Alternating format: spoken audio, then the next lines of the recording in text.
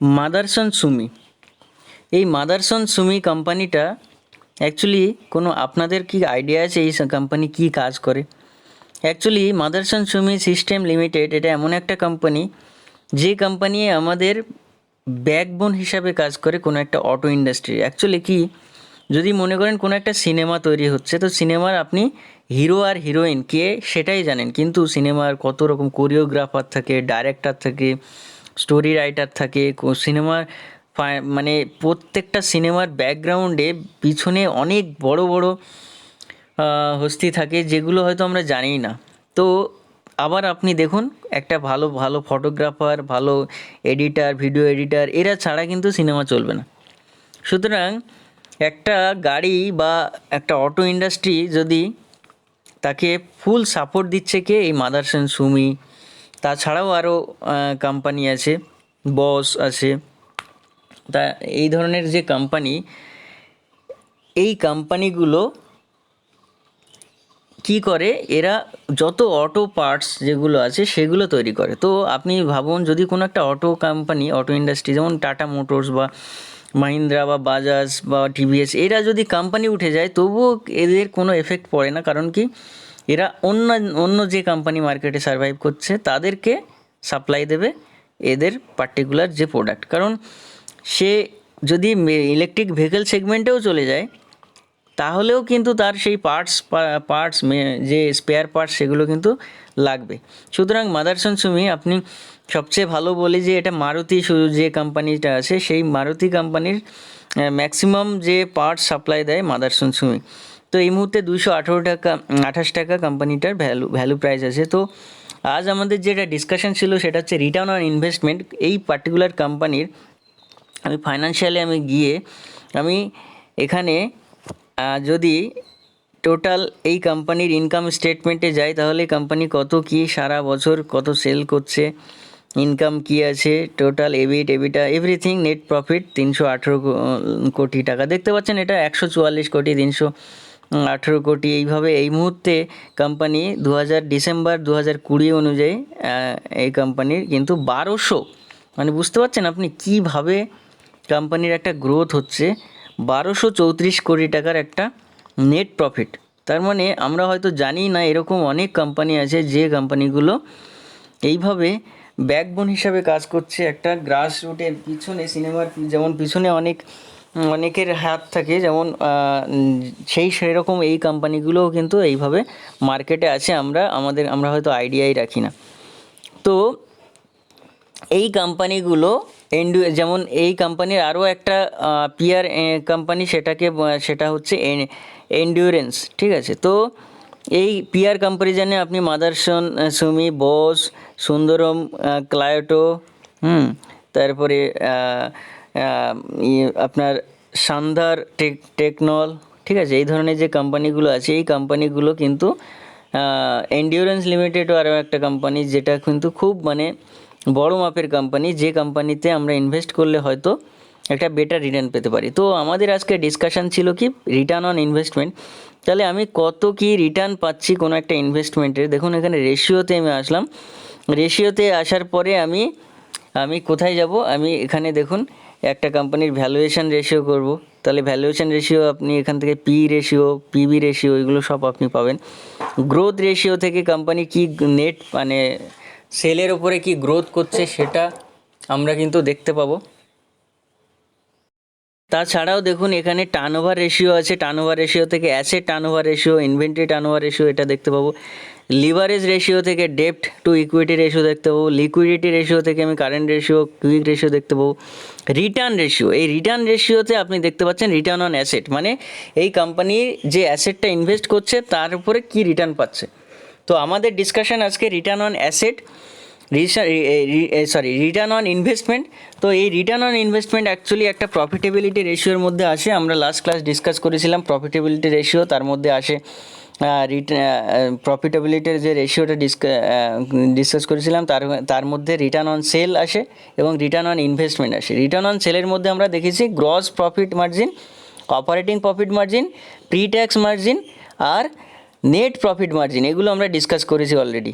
আজকে আমাদের ডিসকাশন হবে রিটার্ন অন ইনভেস্টমেন্ট। এর মধ্যে অনেকগুলো আছে। রিটার্ন অন অ্যাসেট কী আছে, অপারেটিং রিটার্ন অন অ্যাসেট কী আছে, return on total capital employed মানে কত আমি কত টাকা ইনভেস্ট করে কত টাকা আমি রিটার্ন পাচ্ছি, আমার রিটার্ন অন ইকুইটি মানে আমি ইকুইটির উপরে কত রিটার্ন পাচ্ছি, এই সমস্ত বিষয়গুলো কিন্তু এখানে মেনলি আপনাকে return on equity, ROC, return on capital employed আর রিটার্ন অন অ্যাসেট আপনাকে ক্যালকুলেশন করতে হবে। তো তাহলে এটার থেকে আমি কম বেশি একটা আইডিয়া পাবো যে কোম্পানি কত ভালো, নিজে কোম্পানি মানে যে কোনো একটা পার্টিকুলার অ্যাসেটকে মানে ইনভেস্ট করে আমি কত রিটার্ন পাচ্ছি সেটা।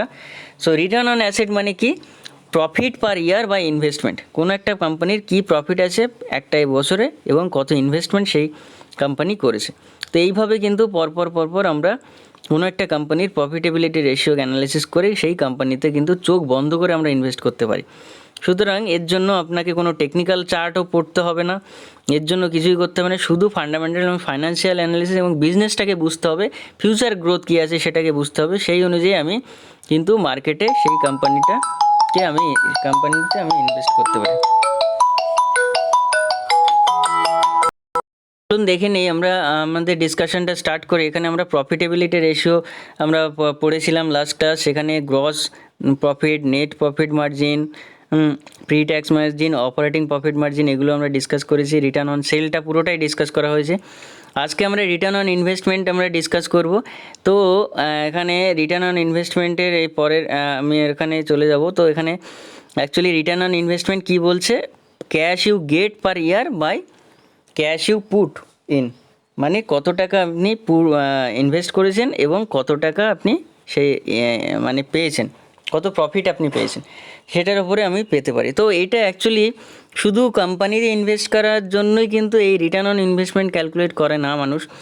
এটা ক্যালকুলেট করলে আপনি একটা যদি যে কোনো সেটা আপনি আপনার নিজের বিজনেস সেট আপ করতে চাইছেন, বা আপনি আপনার টাকাটা কোথায় কোনো এফডি অ্যাকাউন্টে ফিক্সড ডিপোজিট করতে চাইছেন, বা কোনো একটা হোম সেটাকে আপনি রেন্ট নিতে চাইছেন, নাকি এটাকে কিনবেন, বাই করবেন, সেই বাইং বা রেন্ট এই ডিসিশানটা আপনি নিতে পারেন এই পার্টিকুলার কনসেপ্ট থেকে, এই পার্টিকুলার থিওরিটা থেকে, রিটার্ন অন ইনভেস্টমেন্ট থিওরি থেকে। তাহলে আমি মোদ্দা কথা এটাই, আমি কত টাকা ইনভেস্ট করলাম, কী আমি রিটার্ন পাচ্ছি, ব্যাস।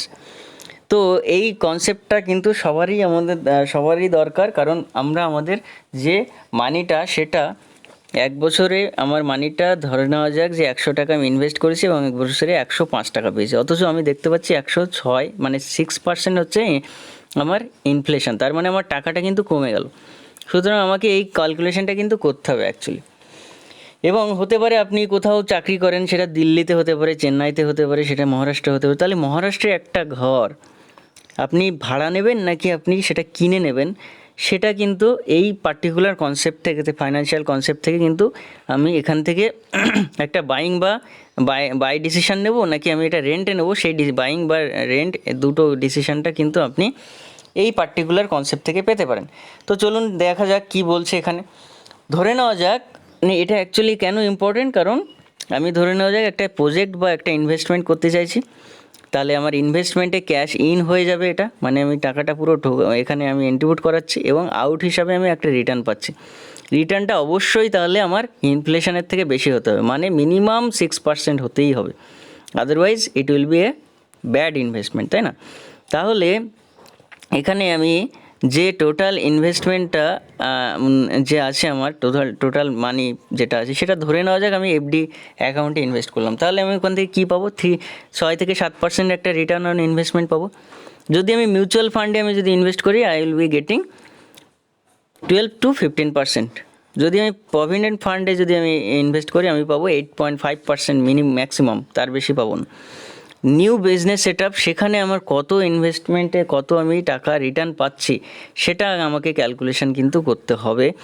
এবং সেটা কিভাবে ক্যালকুলেট করা যায়, সেটা ক্যালকুলেট করা যাবে এই এক্সাম্পলটা নিয়ে আমি ক্যালকুলেট করতে পারি। দেখুন এখানে ধরে নেওয়া যাক আমি একটা বিজনেস, কোনো একটা আননোন বিজনেস স্টার্ট করতে চাইছি, বা আমি আমার কোনো একটা বন্ধু সে ফ্রেন্ডের বিজনেসে আমি ইনভেস্ট করতে চাইছি, এবং তাহলে সেটা কি একটা গুড ইনভেস্টমেন্ট হবে নাকি ব্যাড ইনভেস্টমেন্ট হবে সেটা একটু অ্যানালিসিস করে দেখা যাক এখানে। তো একটা প্রজেক্ট আছে, প্রজেক্ট 1 অ্যান্ড প্রজেক্ট 2। তো ধরে নেওয়া যাক আমি আমার total invested money should be 1 কোটি, 1 কোটি, মানে 1 কোটি টাকা আমি ইনভেস্ট করব। এবং ইনভেস্ট করলে আমি প্রজেক্ট 1-এ আমি পাচ্ছি কত, 15 লাখ টাকা, মানে আমার প্রফিট হচ্ছে 15 লাখ। তাহলে 1 কোটি টাকা ইনভেস্ট করলাম, আমার প্রফিট হলো 15 লাখ টাকা। তাহলে আমার রিটার্ন অন ইনভেস্টমেন্ট কি, 15/100 লাখ, মানে 15% রিটার্ন অন ইনভেস্টমেন্ট। আবার আরও একটা বিজনেস যেখানে 1 কোটি টাকা ইনভেস্ট করে আমি 10 লাখ টাকা পার ইয়ার যেটা প্রফিট পাচ্ছি, তাহলে রিটার্ন অন ইনভেস্টমেন্ট আমার এখানে 10 লাখ, 10%। তাহলে আমি এখানে বলতে পারি যে project 1 is more, the project 1 is better investment than the project 2, এটা কিন্তু আমি বলতে পারি। কিন্তু এটা সবসময় অ্যাপ্লিকেবল হবে না। কেন অ্যাপ্লিকেবল হবে না? কারণ প্রজেক্ট 1টা আপনার তখনই অ্যাপ্লিকেবল, এই পার্টিকুলার ক্যালকুলেশনটা অ্যাপ্লিকেবল হবে যখন আপনার নিজের টাকা, মানে আপনার ঘর থেকে পুরো টাকাটা এসছে।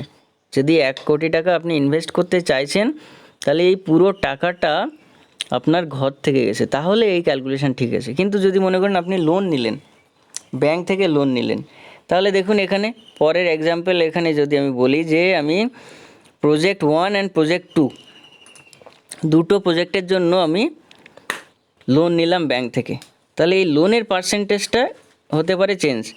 ধরে নেওয়া যাক আমি পার্সোনাল লোন নিলাম, সেটা 18% রেট অফ ইন্টারেস্টে আমি একটা লোন নিলাম, তাহলে আমার কস্ট অফ ক্যাপিটাল হবে 1 কোটি টাকা এবং ইন্টারেস্ট দিতে হবে আমাকে 18 লাখ টাকা, আর প্রফিট হচ্ছে আমার 15 লাখ টাকা, সেটা অলরেডি ডিটারমাইন করেছি আমি।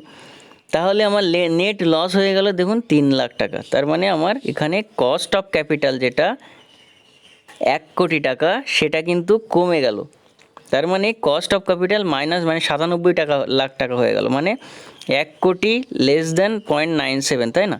তাহলে এখানে 0.97, তাহলে এখানে আমি বলতে পারি যে আমার যে ইনভেস্টেড মানি যেটা আমি ইনভেস্ট করেছিলাম, সেটা কিন্তু মানে লাভ হলো না, বরঞ্চ লস হয়ে গেল। তার মানে return on investment less than cost of capital হলে সেটা কিন্তু একটা গুড ইনভেস্টমেন্ট নয়, সেটা একটা ব্যাড ইনভেস্টমেন্ট। এই পাশাপাশি আরও একটা এক্সাম্পল আমি নিয়েছিলাম প্রজেক্ট 2, যেখানে আমি ধরে নিলাম সাবসিডাইজ লোন পাচ্ছি আমি 1 কোটি টাকার, যেখানে রেট অফ ইন্টারেস্ট 7%। এটা হতে পারে কোনো একটা এমএসএমইর আন্ডারে আপনি লোনটা পেয়েছেন, কোথাও মাইক্রো স্মল অ্যান্ড মিডিয়াম এন্টারপ্রাইজের আন্ডারে, সেখানে আপনাকে সাবসিডাইজ লোন দিল, আপনি মেশিনপত্র কিনবেন, আপনি জায়গা দেখালেন, তো সেই অনুযায়ী আপনি এটা পেতেই পারেন, বিজনেস লোন। তো কস্ট অফ ক্যাপিটাল হলো 1 কোটি টাকা, ইন্টারেস্ট দিতে হচ্ছে আপনাকে 7 লাখ টাকা, প্রফিট হয়েছে আপনার 10 লাখ টাকা, নেট প্রফিট হয়ে গেল 3 লাখ টাকা। তার মানে আপনার যদি নিজের ঘরের পয়সা হয় তাহলে ক্যালকুলেশন অন্যরকম হবে, যদি আপনি ব্যাংক থেকে বা কোথায় গভর্নমেন্ট আপনাকে ইন্টেনসিভ দিয়ে কোনো একটা লোন দিচ্ছে, সেখানে কিন্তু ক্যালকুলেশন অন্যরকম হবে। That means here return on investment is greater than return on investment is greater than cost of capital. তাহলে এইরকম যদি পজিশানে থাকে তাহলে কিন্তু বলবো এটা একটা better investment. So we need to invest those project where return on investment is greater than cost of capital, otherwise it will B a bad investment. এটা কেন দরকার হয়? কারণ অনেক সময় গভর্নমেন্ট কোনো একটা প্রজেক্ট, কোনো একটা পার্টিকুলার টেন্ডার মার্কেটে ছাড়ে, তাহলে এই টেন্ডারটা নেওয়া কি আমার উচিত হবে? আমার কত টাকা ইনভেস্ট করতে হচ্ছে, আমি রিটার্ন কী পাচ্ছি? আমার লস হবে না তো? যদি আমি এই পার্টিকুলার 10 কোটি টাকার প্রজেক্ট, আমি হয়তো 10 কোটি টাকা ব্যাংক থেকে লোন নিলাম at the rate of 12% rate of ইন্টারেস্টে, এবং আমি 10 কোটি টাকা থেকে আমি দেখা গেল আমি 10% একটা রিটার্ন পেলাম, তাহলে আমি কেন এই প্রজেক্টটা নেব? আমার বাকি তো আরও হেডেক তো আছেই। সুতরাং আমাকে সবসময় ক্যালকুলেট করতে হবে যে আমার ইনভেস্টমেন্ট সবসময় কস্ট অফ ক্যাপিটালের থেকে, যে কত টাকা আমি লোন চুকিয়ে কত টাকা আমার থাকছে, সেটাই হচ্ছে আমার কস্ট অফ ক্যাপিটাল। তাহলে আমি যেটা ডিসকাস করছিলাম যে আমি একটা ঘর কিনবো নাকি ভাড়া নেব, সেই ডিসিশানটা কিভাবে নিতে পারি আমি। তো এইখানে দেখুন একটা এক্সাম্পল নেওয়া হয়েছে। মনে করুন আমার 1 কোটি টাকায় আমি একটা ঘর কিনতে চাইছি, সেখানে আমি ডাউন পেমেন্ট দিলাম 20 লাখ টাকা এবং 10% রেট অফ ইন্টারেস্টে আমি হোম লোন নিলাম 80 লাখ টাকার। তাহলে আমার এখানে আমি দেখতে পাচ্ছি যে কস্ট অফ ক্যাপিটাল কী হচ্ছে আমার এখানে, দেখুন 20 লাখ টাকা তো ডাউন পেমেন্ট দিয়েই দিয়েছি আমি, তার মানে 10% একটা ইন্টারেস্ট কিন্তু আমাকে প্রতি মাসে বা প্রতি বছরে আমাকে দিতে হচ্ছে।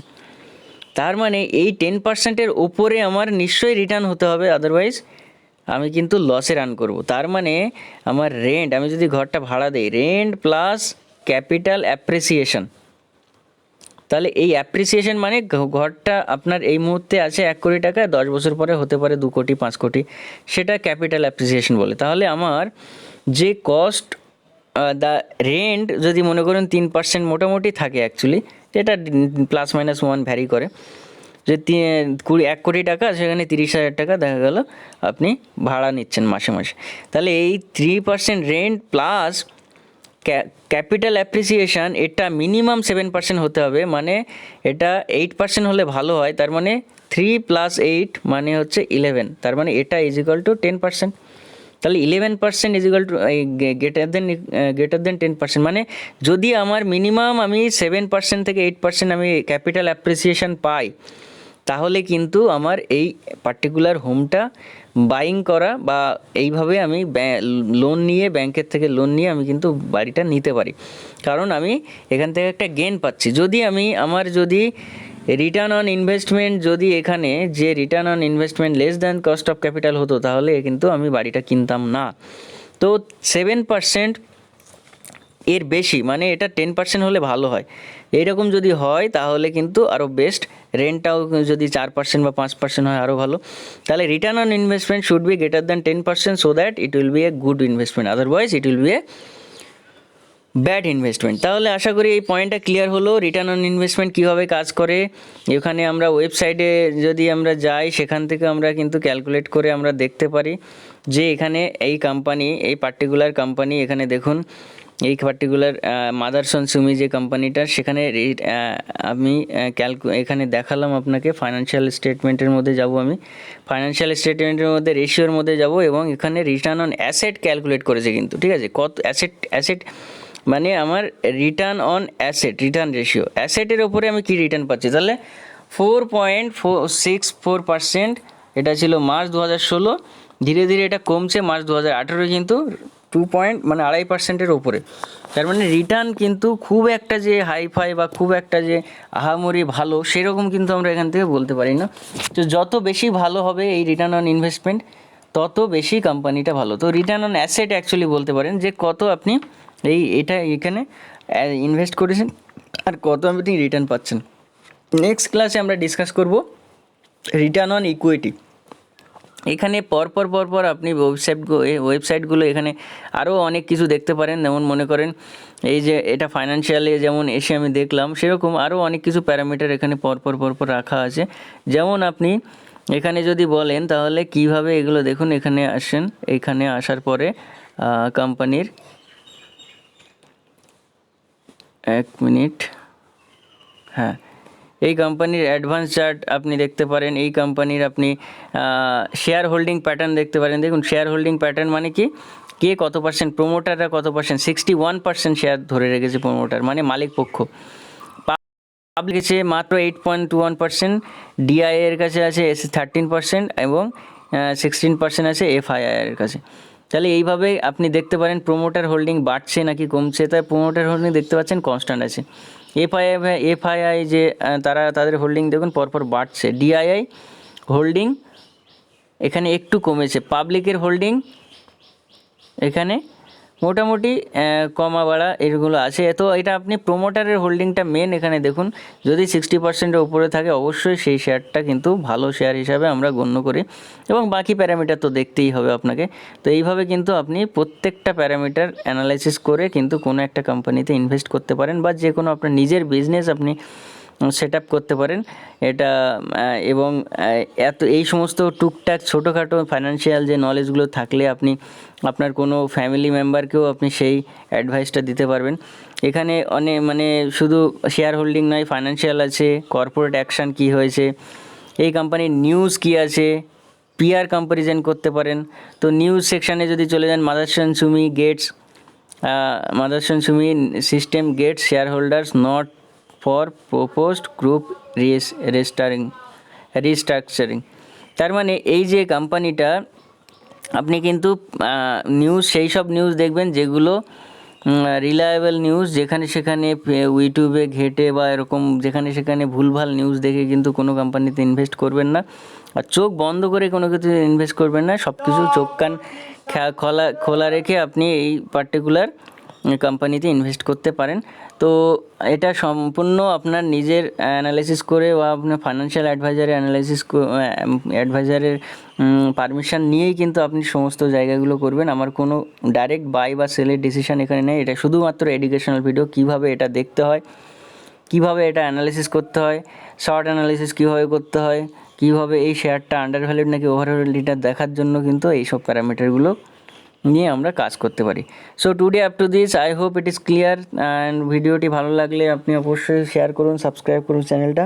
কমেন্ট বক্সে জানান নেক্সট ভিডিওটা কিসের উপরে চাইছেন, কোনো রকম কোনো মডিফিকেশনের জন্য আপনি বলতে পারেন, আপনি কমেন্ট বক্সে জানাতে পারেন, তাহলে আমি সেটা মডিফাই করব।